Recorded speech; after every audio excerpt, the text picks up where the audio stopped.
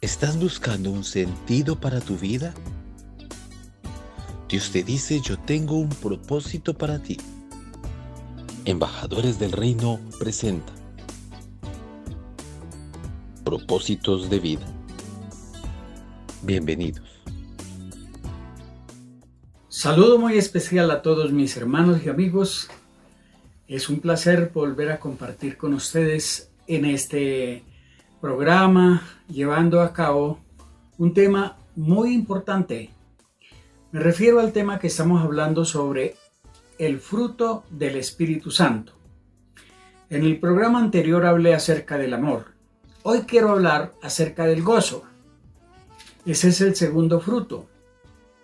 Cuando hablamos del gozo, hablamos de algo muy importante. El gozo es diferente a la alegría.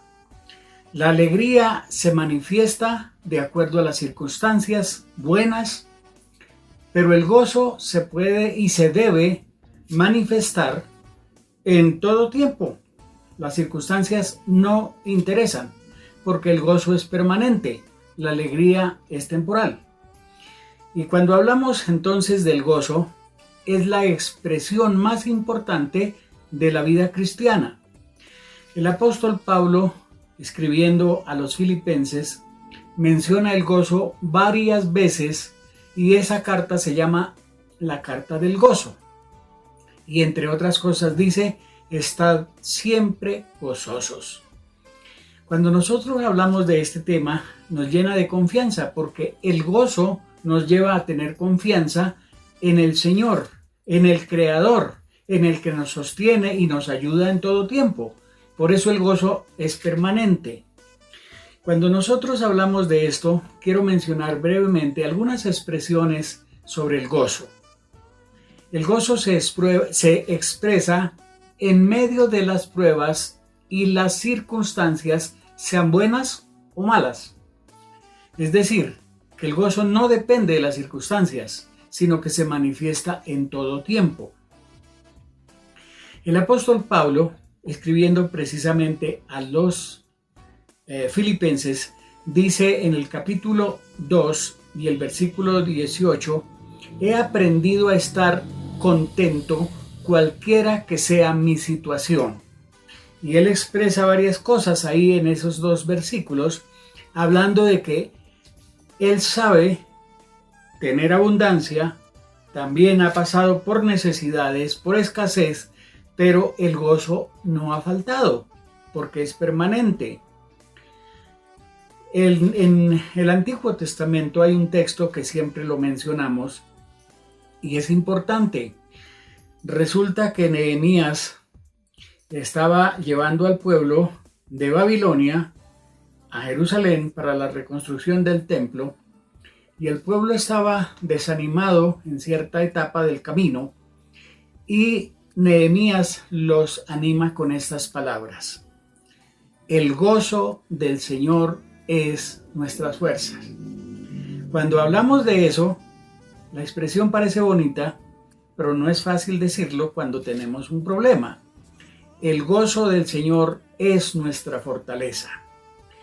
Pero si nosotros entendemos en quién hemos creído, lógicamente que sí, el gozo del Señor es nuestra fuerza, porque Él nos ayuda en medio de una situación peligrosa, difícil, en una crisis.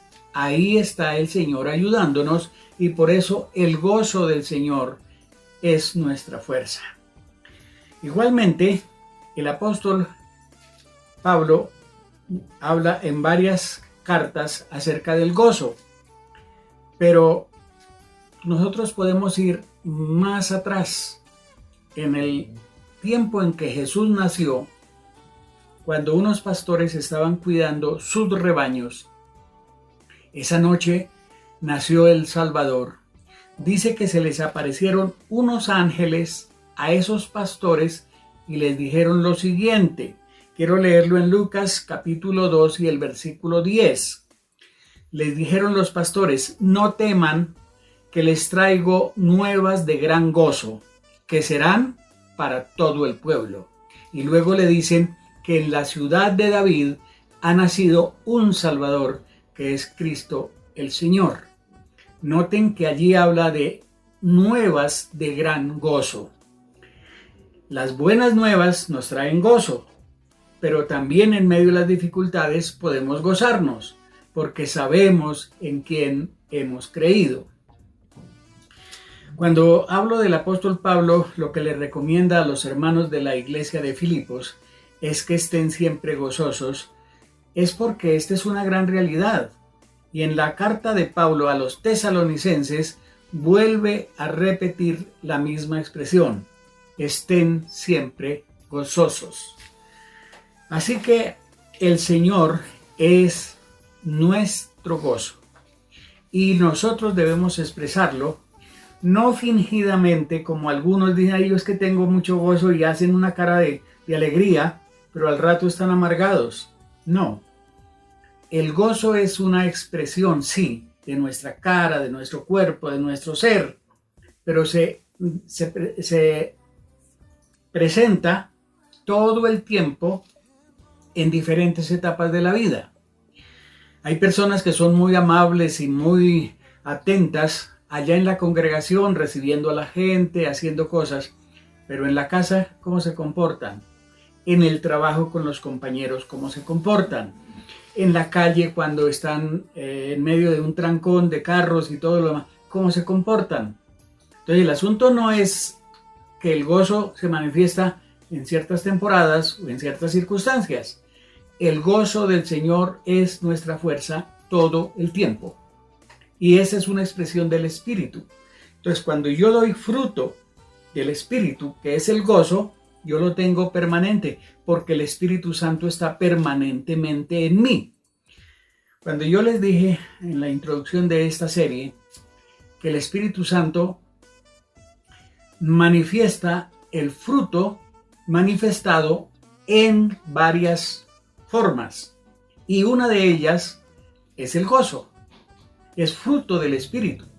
Así que como ese es, el Espíritu está permanentemente en nosotros, pues el gozo también debe estar permanentemente en nosotros, sin hacer diferencia entre las circunstancias, buenas o malas.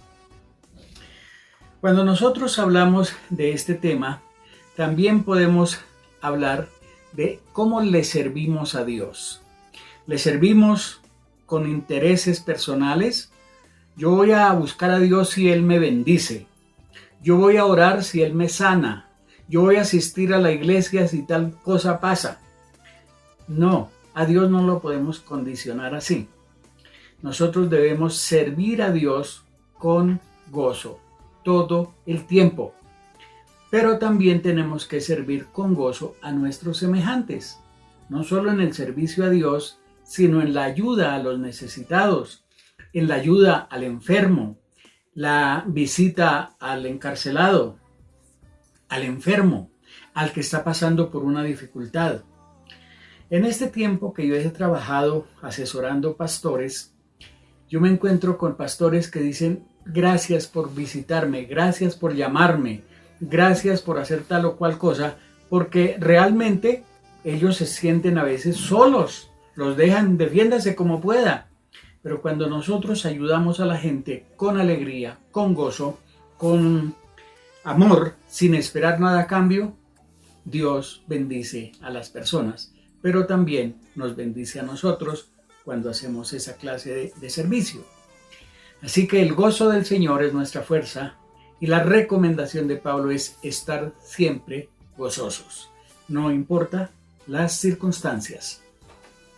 Mi tiempo se fue y tengo que despedirme, pero los espero en el próximo programa, porque estaré hablando de otro fruto del Espíritu y espero que sea de bendición para sus vidas. Hasta nuestro próximo programa. Bendiciones.